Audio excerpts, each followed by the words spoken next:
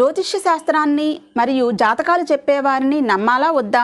ఆధ్యాత్మిక శాస్త్రానికి జ్యోతిష శాస్త్రానికి ఏ విధమైన సంబంధం ఉంది? రెండు ఒకటేనా వేరువేరా? గ్రహాల ప్రభావానికి ఒక వ్యక్తి అసలు ఎందుకు గురి అవుతాడు? గ్రహాలను ఓడించడం ఎలా? కడియాలు ఉంగరాలు ధరించడం వలన మన జీవితంలో మార్పులు వస్తాయా? ఇలాంటి కొన్ని ప్రశ్నలు, వాటి సమాధానాలు మీకు ఈ వీడియో ద్వారా దొరుకుతాయి. అందరికీ నమస్కారం. మనం ఒక యోగి ఆత్మకథలోని చాప్టర్ 16లో ఉన్నాము. గ్రహాలను ఓడించడం ఎలా అనే టాపిక్. ఈ వీడియో ద్వారా మనకి ఇలాంటి ప్రశ్నలు, జ్యోతిష శాస్త్రానికి సంబంధించినటువంటి చాలా ప్రశ్నలు, వాటికి సమాధానాలు లభిస్తాయి. చూడండి, ఒక పిల్లవాడు పుట్టినప్పటి నుంచి ఒక ఫస్ట్ క్వశ్చన్ ఎలా ఉంటుంది అంటే, ఏ బిడ్డ పుట్టాడు?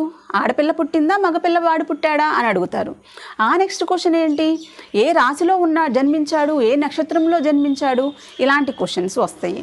90% ఆఫ్ పీపుల్ వాళ్ళ యొక్క గ్రహ బలాలు ఏ విధంగా ఉన్నాయి, గ్రహాలు అనుకూలంగా ఉన్నాయా, ప్రతికూలంగా ఉన్నాయా అనేది 90% పీపుల్ చెక్ చేసుకుంటూనే ఉంటారు చనిపోయే వరకు కూడా. సో మరి అలాంటి జ్యోతిష శాస్త్రానికి సంబంధించినటువంటి టాపిక్ మనం ఈరోజు డిస్కస్ చేద్దాము. లాస్ట్ వరకు చూడండి. Let us go into our video. The school of science and spirituality అనే ఈ ఛానల్ని సబ్స్క్రైబ్ చేసుకోవాలని కోరుకుంటున్నాను. లేదా @mani_madhavi అని టైప్ చేసి కూడా నా ఛానల్లోకి మీరు వెళ్ళొచ్చు. ఆ తర్వాత సబ్స్క్రైబ్ చేసుకోవచ్చు. @mani_madhavi.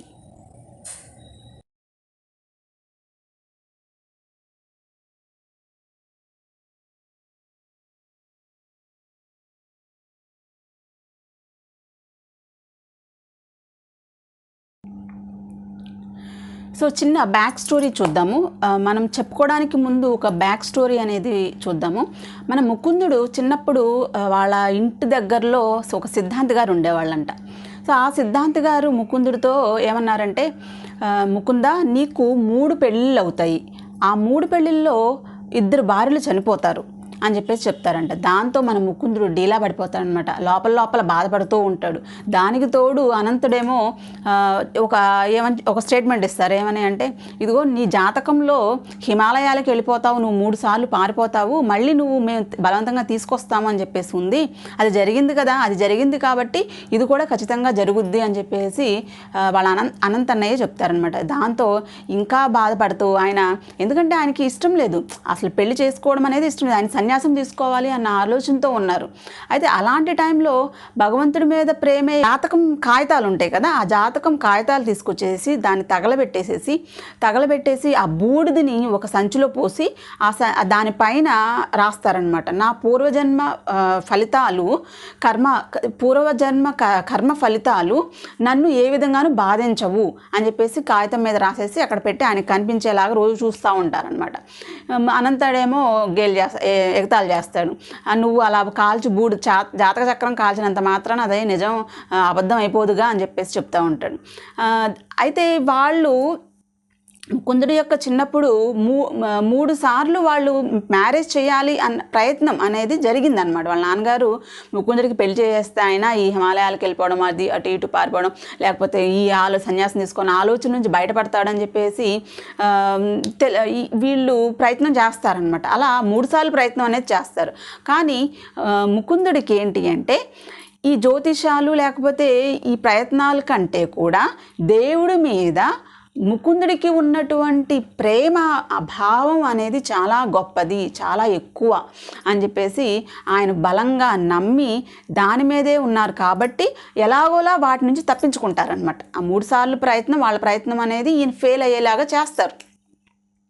సో ఇక దాంతో ఈయనకి ఏమనిపిస్తుంది అంటే, ఒక దేవుడి యొక్క రక్షణ కల్పించడము అండ్ మన భగవంతుడు మానవుడికి ఇచ్చినటువంటి సంకల్ప బలం రెండూ గనక తోడైతే ఈ గ్రహాలు, ఈ జాతకాలు ఇవేమీ చేయవు అనేది ఈయనకి ఆ ప్రతిసారి ప్రూవ్ అవుతూ వచ్చిందనమాట.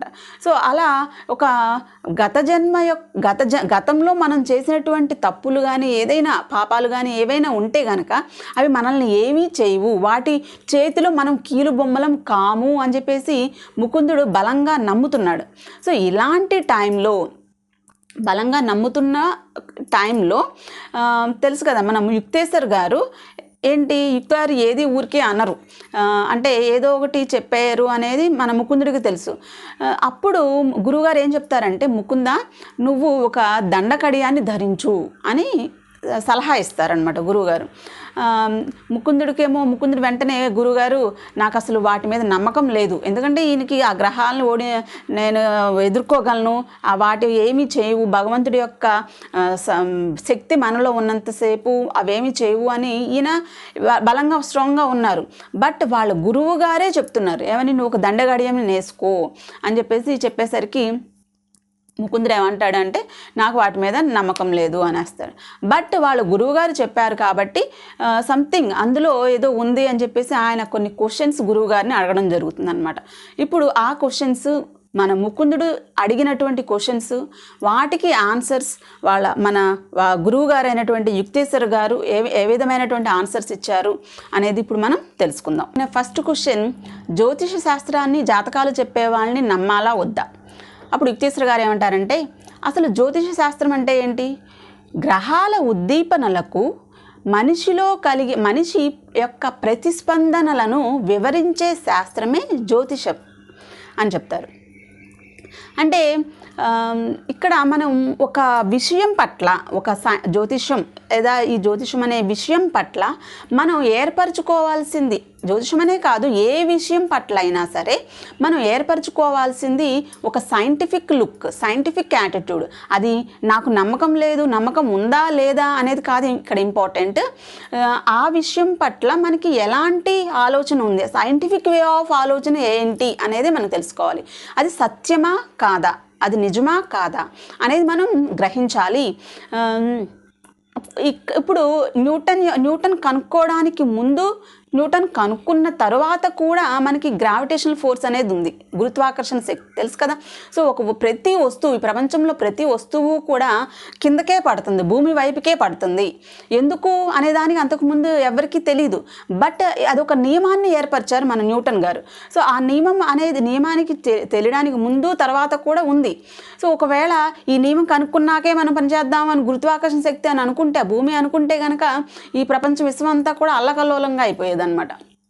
సో అది కాదు. So we should have some scientific look towards any concept, any subject, any topic అనేది ఇక్కడ మనకి వివరిస్తారనమాట. అయితే జ్యోతిషం చక్రాలు చెప్పే వాళ్ళ గురించి అయితే ఒక మ్యాథమెటిషియన్ అండ్ ఫిలాసఫీ తెలిసినటువంటి వ్యక్తి, ఒక గణిత శాస్త్రము, తాత్విక శాస్త్రము తెలిసి సహజావబోధం, ఇంట్యూషన్ పవర్ ఉన్నటువంటి ఈ మూడు ఉన్నటువంటి ఒక వ్యక్తి మాత్రమే జాతకాలు అంటే ఈ గ్రహాల యొక్క శక్తుల్ని వాళ్ళు గణించగలరు అన్నమాట, కరెక్ట్గా చెప్పగలరు. ఈ జ్ఞానం ఈ మూడు లేని వ్యక్తి వాళ్ళకి జ్ఞానం అనేది లేదనమాట. మామూలుగా ఆకాశంలో జరిగేటువంటి అక్షరాలని వీళ్ళు పిచ్చిగీతలుగా అనుకుని ఏదో చెప్పేస్తూ ఉంటారు కొంతమంది. వాళ్ళని బట్టి మనం మొత్తం శాస్త్రాన్నే మనం నిందించకూడదు, దాన్ని అది నాకు నమ్మకం లేదు, అది వేస్ట్ అని చెప్పేసి పక్కన పడేయకూడదు అని చెప్పేసి మన యుక్తేశ్వర్ గారు చెప్తారు. జ్యోతిష శాస్త్రము మరియు ఆధ్యాత్మిక శాస్త్రము రెండు ఒకటేనా లేక వేరువేరా అనేది మన ముకుందుడు అడిగిన రెండవ క్వశ్చన్. అప్పుడు యుక్తేశ్వర్ గారు, జ్యోతిష శాస్త్రము మరియు ఆధ్యాత్మికత రెండూ కూడా వేరువేరుగా కనిపించేటువంటి ఒకే దానికి రిలేట్ అయినటువంటి అనే రెండు వేరువేరే, but they have connection with each other. ఇక్కడ ఆధ్యాత్మిక శాస్త్రం ఏం చెప్తుంది అంటే, మన లోపల సూక్ష్మ శరీరం అనేది ఉంటుంది, ఆస్ట్రాల్ బాడీ అనేది. ఈ భౌతికంగా కనిపించే శరీరం కాకుండా ఆస్ట్రాల్ బాడీ ఉంటుంది. ఆ ఆస్ట్రాల్ బాడీ లైఫ్ ట్రాన్స్తో తయారవుతుంది అనమాట, అండ్ పంచభూతాలతో తయారవుతుంది. ఈ పంచభూతాలతో తయారైనటువంటి ఈ ఆస్ట్రాల్ బాడీ అనేది వీటి వలన, ఈ పంచభూతాల కలయిక వలన ఏర్పడింది. కాబట్టి ఈ పంచభూతాలు కూడా మన లోపల కొన్ని కల్లోలాలు సృష్టిస్తూ ఉంటాయి అన్నమాట. మనకి కింద ఉన్నటువంటి మూలాధార చక్రం అనేది భూమికి రిలేటెడ్గా ఉంటుంది. కొంచెం పైన ఉన్నటువంటి స్వధిష్టాన చక్రం అనేది మన వాటర్ ఎలిమెంట్కి కనెక్టెడ్గా ఉంటుందన్నమాట. ఆ నెక్స్ట్ పైన ఉన్నటువంటిది ఫైర్ ఎలిమెంట్, మణిపుర చక్ర అనేది ఫైర్ ఎలిమెంట్కి కనెక్ట్ అయి ఉంటుంది. ఆ పైన ఉన్నటువంటి అనాహత చక్ర అనేది ఎయిర్ ఎలిమెంట్కి అంటే గాలికి రిలేటెడ్గా ఉంటుంది. దీనిపైన ఉన్నటువంటి విశుద్ధ చక్ర ఆకాశంతో రిలేట్ అయి ఉంటుంది అనమాట. ఇలా భూమి, నీరు, అగ్ని, వాయువు అనేది కూడా రిలేటెడ్గా ఉంటాయి అన్నమాట. అది ఆ చక్రాలు దేనికి సంబంధించింది? ఈ శరీరానికి కాదు, ఆస్ట్రాల్ బాడీకి సంబంధించి, మన లోపల ఉన్నటువంటి సూక్ష్మ శరీరానికి సంబంధించింది. సో ఈ చక్రాలు ఈ పంచభూతాలు కలయిక వల్ల ఏర్పడినటువంటి కల్లోలాలని ఎలా కంట్రోల్ చేయాలి, ఏ విధంగా కంట్రోల్ చేసుకోవాలి అనేది చెప్పేదే ఆధ్యాత్మిక శాస్త్రం, స్పిరిచువాలిటీ అన్నమాట.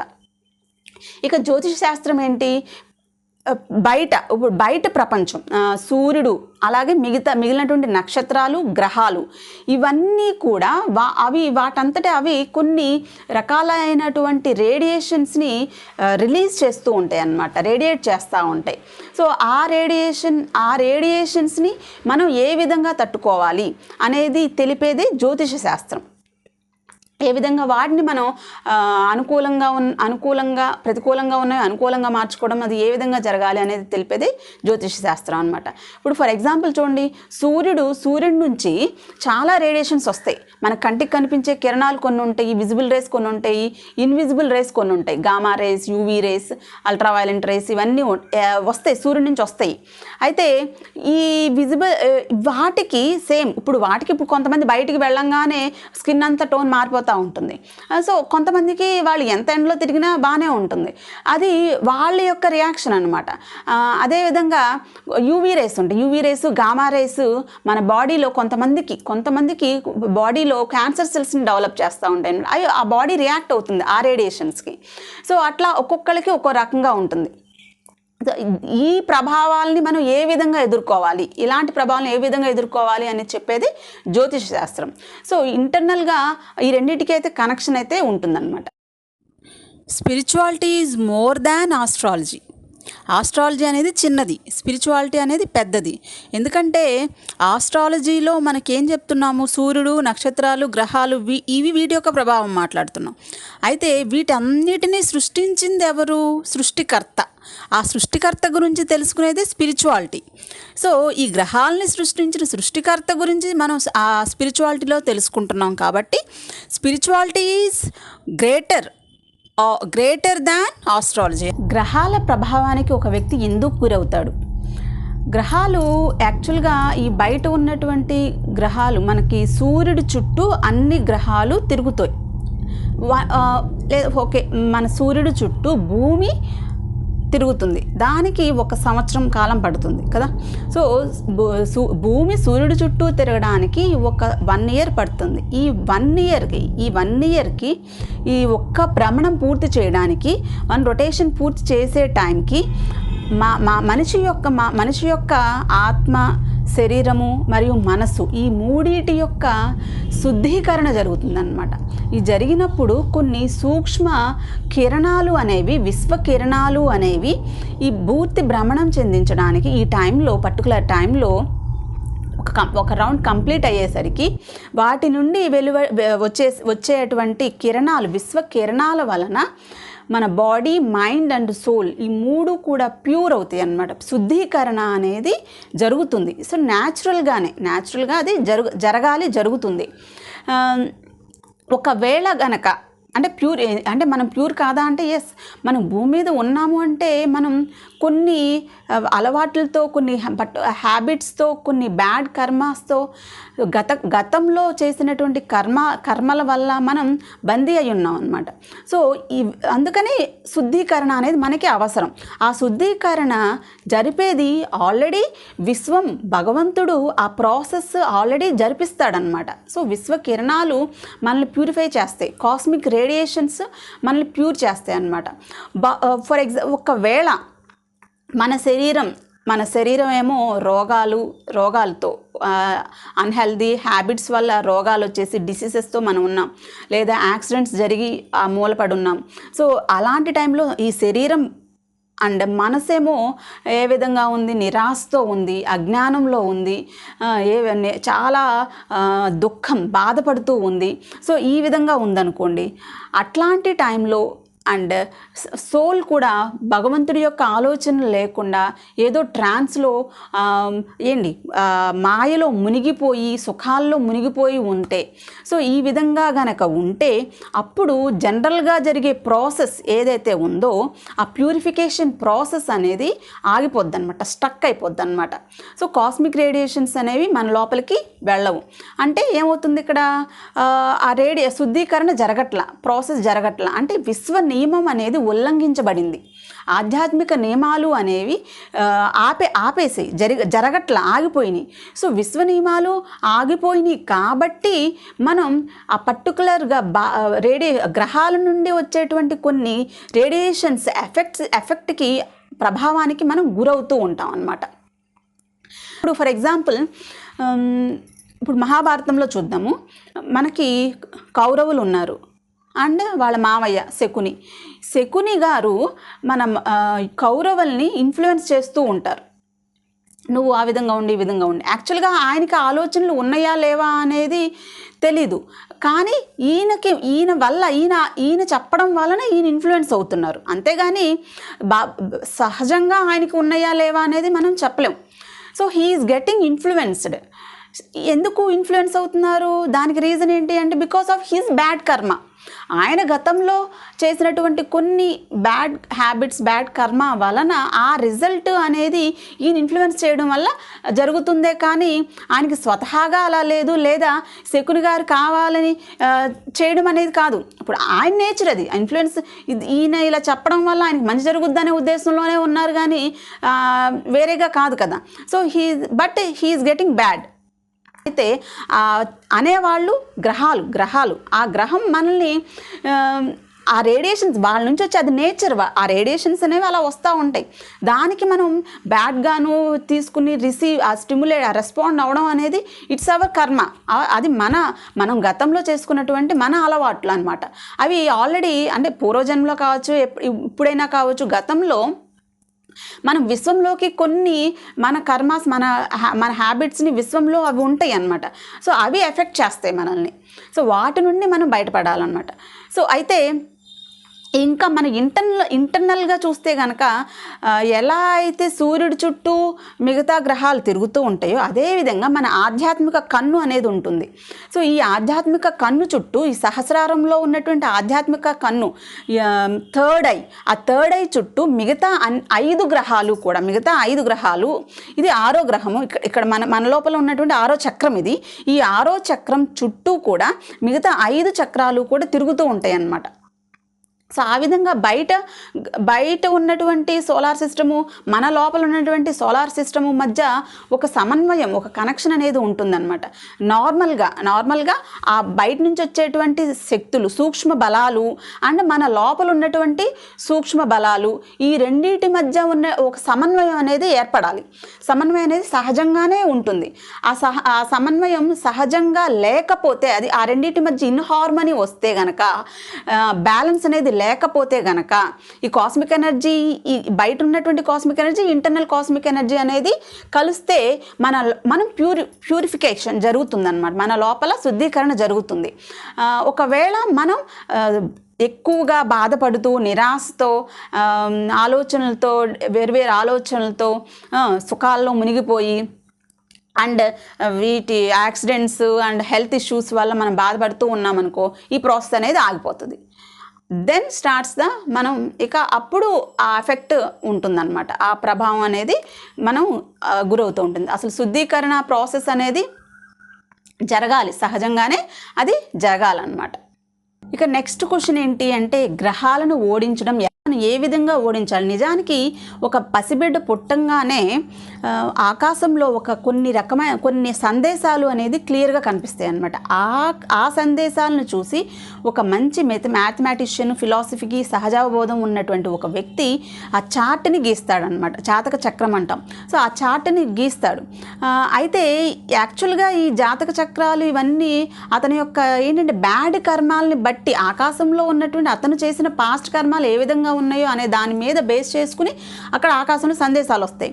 దాన్ని వీళ్ళు జాతక చక్రంలో గీస్తారనమాట. బ్యాడ్ కర్మాని ఎందుకు అసలు చూపించాలి, ఆ సందేశం ఎందుకు ఇవ్వాలి అని అంటే గనక విశ్వ బానిసత్వం నుండి విముక్తి పొందడానికి. ఇదిగో నువ్వు అంతకుముందు ఈ కర్మ చేశావు, మళ్ళీ అదే కంటిన్యూ చేస్తే మళ్ళీ నువ్వు ఈ జన్మ తీసుకోవాల్సి ఉంటుంది. అలా కాకుండా నువ్వు మన ఈ విశ్వ బానిసత్వం నుంచి విడిపడిపోవాలి అంటే, పూర్తిగా తొలగిపోవాలంటే, ఈ విశ్వం యొక్క బానిస నువ్వు అయిపోయావు, అలా కాదు, దాని నుంచి నువ్వు విముక్తి పొందాలి, మోక్షం పొందాలి అంటే ఏం చేయాలనేది ఆలోచించు అని మనకి సందేశం ఇస్తుంది అనమాట. ఆ విధమైన సందేశం మనకి ఆ జాతక చక్రం ద్వారా మనకి ఇస్తుంది. అంతేగాని ఆ జాతకం చూసారే నాకు ఇలా జరుగుద్దా అలా జరుగుద్దా అని చెప్పేసి ఇక బాధపడుతూ ఏడుస్తూ కూర్చోడానికి కాదనమాట దాన్ని డిజైన్ చేసే ముఖ్య ఉద్దేశం. ఆ జాతక చక్రం ఎలా వేస్తారు, మనం ఆ పర్టికులర్ టైంలో ప్లేస్లో బయటికి భూమి మీదకి, తల్లి గర్భం నుండి భూమి మీదకి వచ్చిన టైంని బట్టి ఆ సందేశం అనేది ఆ ప్రభావం అదంతా కూడా జాతకంలో చూపిస్తారు. బట్ ఈ డీప్గా ఇంకా లోతుకి వెళ్తే కనుక అసలు ఆ మనిషి యొక్క ఆ పర్టికులర్ సెల్ ఎప్పుడైతే డెవలప్ అవుతుందో, మొట్టమొదటిగా ఒక తల్లి కన్సీవ్ అయినప్పుడు ఎప్పుడు కన్సంప్షన్ జరిగిందో ఆ పర్టికులర్ టైంలోనే, ప్రెగ్నెంట్గా అయిన టైంలోనే ఆ పర్టికులర్ ఆ సోల్ యొక్క కర్మ అనేది డిజైన్ అవుతుందన్నమాట. అప్పటి నుంచి అన్ఫోల్డ్మెంట్ అనేది జరుగుతూ ఉంటుంది. ఆ కార్మిక్ వైబ్రేషన్స్ అనేవి అన్ఫోల్డ్మెంట్ అనేది తల్లి కన్సీవ్ అయినప్పుడే జరుగుద్ది అన్నమాట. చూడండి, ఇప్పుడు తల్లి గర్భంలో ఉన్నప్పుడు కొంతమంది శిశువులు అన్ని బాడీ పార్ట్స్ డెవలప్ అవ్వు, అలాగే భూమి మీదకి వస్తారు. ఆ తర్వాత అరే మనం ఏం చేశాడని ఈ పిల్లోడు ఇట్లా పుట్టాడని చెప్పేసి ఫీల్ అవుతూ ఉంటాం అనమాట. యాక్చువల్గా ఏంటంటే కన్సీవ్ అయినప్పుడే అది ఆల్రెడీ డిజైన్ అయిపోయి ఉంది. అన్ఫోల్డ్మెంట్స్ అనేవి కర్మ ఫలితాలు, పూర్వజన్మలో ఆ పర్టికులర్ పిల్లవాడు చేసినటువంటి పూర్వకర్మ ఫలితాలు అనేవి అన్ఫోల్డ్మెంట్ జరిగి అలా జరుగుతూ ఉంటుందన్నమాట. సో అందుకనే ఆ చార్ట్ని, జాతక చక్రం మీదే మనం పూర్తిగా బేస్ అవ్వాల్సిన అవసరం అయితే లేదు. ఇంకా మనం ఇప్పుడు ఈ శుద్ధీకరణ ప్రాసెస్, గ్రహాలని మనం ఎలా ఓడించవచ్చు అంటే శుద్ధీకరణ ప్రాసెస్ జరిగేలా. ఇప్పుడు అంతకుముందు చెప్పుకున్నట్టు మనం బాధపడుతూ కూర్చోవడం, యాక్సిడెంట్స్, డిసీజెస్, నిరాశ ఇవన్నీ ఉండడం వల్ల శుద్ధీకరణ ఆగిపోతుంది, జరగట్లేదు, కనెక్షన్ ఉండట్లేదు. బయట కాస్మిక్ ఎనర్జీస్కి, లోపల ఉన్నటువంటి కాస్మిక్ ఎనర్జీస్కి మధ్య ఇన్హార్మనీ వచ్చేసి శుద్ధీకరణ జరగట్లేదు అన్నాం. సో మనం ఏం చేయాలి, అప్పుడు ఆ శుద్ధీకరణ జరిగేలా చేసుకుంటే చాలు, సింపుల్. సో ఆ శుద్ధీకరణ జరగాలి అని అంటే ఏం చేయాలి, మనం హ్యాపీగా ఉండాలి, మనం స్ట్రాంగ్గా ఉండాలి, మనం ధైర్యంగా ఉండాలి. ఓకే, సో ఆరోగ్యంగా ఉండాలి, హెల్దీ ఫుడ్ తీసుకుంటూ ఆరోగ్యంగా ఉండాలి. సో ఆ విధంగా ఇంకా ఇంటర్నల్ హ్యాపీనెస్, మైండ్ అనేది నిరాశతో లేకుండా ఎప్పుడు ఇంటర్నల్ హ్యాపీనెస్ ఎప్పుడు వస్తుంది అంటే క్రియాయోగ చేయడం వల్ల. భగవద్గీతలో చెప్పిన క్రియాయోగం చేస్తూ భగవంతుడితో సంపర్కం ఏర్పరచడం వల్ల, ఆయనతో కనెక్షన్ ఉండడం వల్ల, భగవంతుడితో కనెక్షన్ ఉండడం వల్ల, ధ్యానం చేసి మనం ఆ విధంగా భగవంతుడితో సంపర్కంగా ఉంటే గనుక సో నథింగ్ హ్యాపెన్స్. మనకి ఇవన్నీ ఏమీ చేయవన్నమాట. గ్రహాలు మన మీద ఎలాంటి ప్రభావం అంటే శుద్ధీకరణ జరుగుతుంది కదా, వాళ్ళని అతిక్రమిస్తేనే కదా మనం ఈ శుద్ధీకరణ ఆగిపోతుంది. సో మనం ఆ నియమాల్ని మనం ఉల్లంఘించట్లేదు కాబట్టి శుద్ధీకరణ జరుగుద్ది అనమాట. హ్యాపీగా ఉండి స్ట్రాంగ్గా ఉంటే ధ్యానం చేస్తూ భగవంతుడిలో సంపర్కం ఏర్పరచుకోగలిగితే కనుక వీ కెన్ బి ఆ ప్రాసెస్, గ్రహాలని మనం ఈజీగా ఓడించవచ్చు. కడియాలు, రత్నాలు ధరించడం వలన ఒక వ్యక్తి జీవితంలో మార్పులు వస్తాయా అనేది ముకుందుడు అడిగినటువంటి లాస్ట్ క్వశ్చన్. సో మనకి జనరల్గా మన ఋషులందరూ కూడా మనిషి మాయలో పడి కష్టాలు పడుతున్నటువంటి టైంని తగ్గించడానికి ప్రయత్నం చేశారనమాట. ఎన్నో మార్గాల్ని కనుక్కున్నారు. సో మనిషి మాయలో ప్రవాసం ఉండేటువంటి కాలాన్ని రెడ్యూస్ చేయడానికి వాళ్ళు కొన్ని మార్గాలు కనుక్కున్నారు. వాటిల్లో ఒకటేంటి అంటే ప్రార్థన వల్ల కానీ, సంకల్ప శక్తి వల్ల కానీ, ధ్యాన యోగం వల్ల కానీ, సత్పురుషులతో ఫ్రెండ్షిప్ వల్ల కానీ, అంటే మంచి వ్యక్తుల సహవాసం వల్ల కానీ, అండ్ జ్యోతిష సంబంధమైనటువంటి కొన్ని కడియాలు ధరించడం వల్ల కానీ. సో ఈ 5 మార్గాలలో ఒక వ్యక్తి తనకు ఏర్పడినటువంటి కష్ట సమయాన్ని తగ్గించుకోవచ్చు. ఏంటి కష్ట సమయం అంటే, ఒక వ్యక్తి ఎందుకు కష్టాలు పడుతున్నాడు అంటే అతను పూర్వజన్మలో చేసినటువంటి కొన్ని బ్యాడ్ కర్మాస్ వల్ల, అండ్ దానివల్ల ఇతనేమవుతుంది, విశ్వ నియమాలని ఉల్లంఘిస్తున్నాడు. అంటే కాస్మిక్ ఎనర్జీ ప్యూరిఫికేషన్ జరగకుండా ఆపేస్తుంది, ఆ బ్యాడ్ కర్మ అనేది ప్యూరిఫికేషన్ జరగకుండా ఆపేస్తుంది. సో అప్పుడు ఏం చేయాలి అతను? సో ఈ 5 ప్రాసెస్లో ఏదైనా, అంటే 5టిని మనం సమర్థవంతంగా మనం ప్రయత్నం చేయాలన్నమాట. అండ్ దీనికంటే ముందు ఫస్ట్ మనం భగవంతుని అప్రోచ్ అవ్వాలి. ఏమని? ఆయన్ని అడగాలన్నమాట. నేను తెలిసి తెలియక కొన్ని బ్యాడ్ కర్మాస్ చేశాను, దానివల్ల ఇప్పుడు నేను అనుభవిస్తున్నాను, ఇప్పుడు నేను బాధపడుతున్నాను, మాయలో ఉన్నాను అంటే దాని అర్థం ఏంటి అంటే ఇట్స్ ఆల్ అబౌట్ మీ, నా తప్పే, అది నేను చేసుకున్నటువంటి రిజల్ట్. సో దానిని నా సంకల్పంతో నేను అధిగమించగలను, కానీ నీ సపోర్ట్ ఉంటేనే అది జరుగుతుంది అని మనం ఫస్ట్ ఆయనకి మనం అంకితం అవ్వాలి. భగవంతుడికి మనం శరణం అవ్వాలన్నమాట. We have to dedicate our self. అప్పుడు మనకి రత్నాలు వీటిల్లో కొన్ని లోహాలు, ఋషులు ఏం కనుక్కున్నారు అంటే ఈ లోహాల నుండి కొన్ని రేడియేషన్స్ వస్తాయి అన్నమాట, సూక్ష్మ కాంతి అనేది వస్తుందంట అని వీళ్ళు కనుక్కున్నారు. ఆ సూక్ష్మ కాంతికి ఏమవుతుంది అంటే ఈ మిగతా గ్రహాల నుంచి వచ్చేటువంటి ఎలక్ట్రోమాగ్నెటిక్ రేడియేషన్ ఎఫెక్ట్కి గురవ్వకుండా ఇవి కాపాడుతుంది అన్నమాట. ఈ కడియాలు కానీ ఈ రత్నాలు కానీ ఏమైనా, లోహాల కంటే కూడా ఈ రత్నాలకి ఇంకా ఎక్కువ, అంటే ఎక్కువ పవర్స్ అనేది ఉన్నాయంట. గ్రేటర్ దాన్ 2 క్యారెట్స్, 2 క్యారెట్స్ కంటే ఎక్కువ ఉన్నటువంటి బరువైనటువంటి నిఖార్సైనటువంటి రత్నాలకి ఆ శక్తి అనేది ఉంది. అయితే ఆ వెయిట్ అనేది ఒకటే, అయితే ఆ రత్నాలు ఎప్పుడైతే ధరించామో అవి మన స్కిన్ని టచ్ చేస్తూ ఉండాలి, అప్పుడే వాటికి రిజల్ట్ ఎఫెక్ట్ అనేది మంచిగా ఉంటుంది అన్నమాట.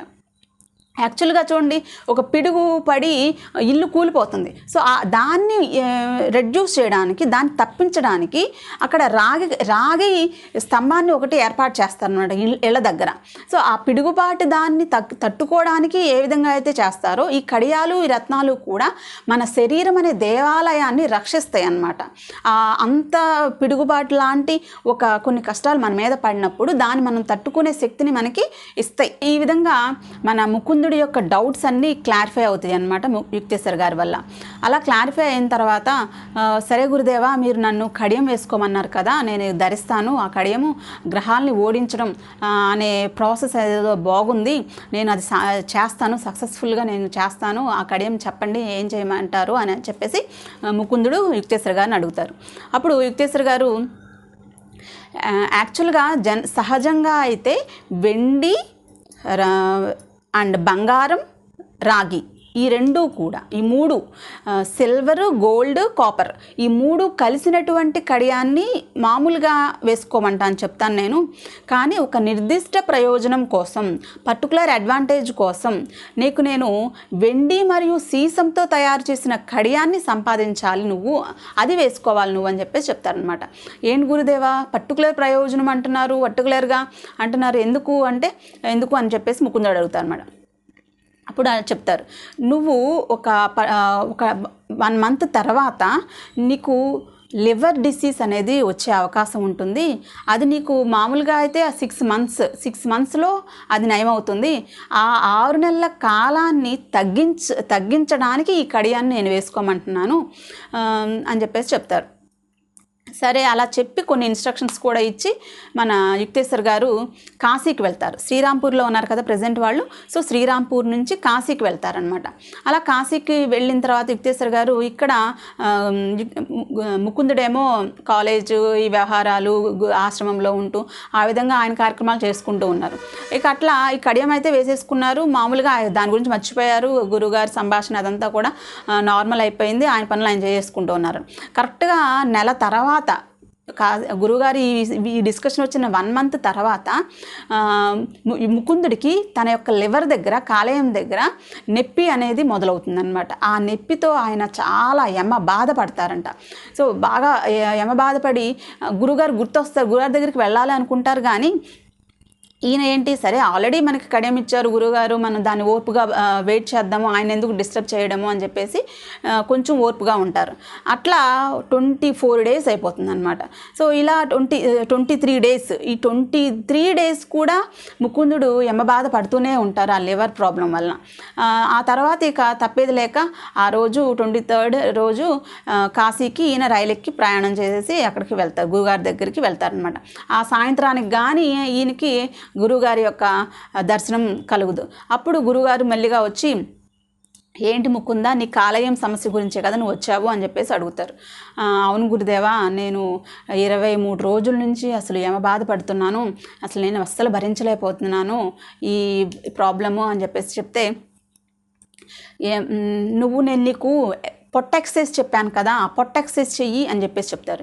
ఏంటి గురుదేవా అని అసలు మీరు ఏం మాట్లాడుతున్నారు, అసలు నాది ఎక్సర్సైజ్ చేసే పొజిషన్లో ఉన్నానా, నన్ను ఎందుకు అలా చెప్తున్నానని, అసలు నువ్వేదో ఉందని నువ్వు అనుకుంటున్నావు, నీకేమీ లేదని నేను అంటున్నాను, అందుకే ఎక్సర్సైజ్ చేయమన్నాను అంటారు అని గురుగారాగా గుచ్చుగుచ్చి వస్తారంట ముకుందనంగా.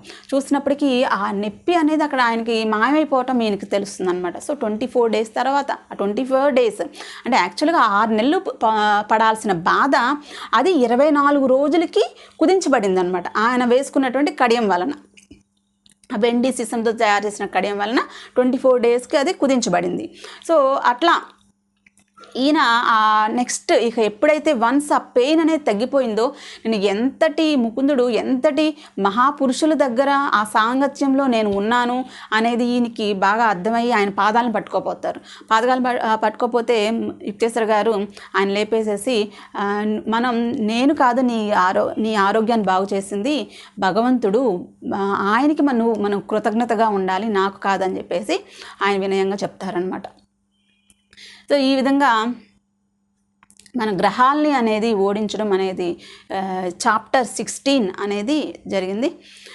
నెక్స్ట్ వీడియోలో మనం కలుసుకుందాము. అంతవరకు సెలవు. Please like, share, comment and subscribe to my channel. Thank you.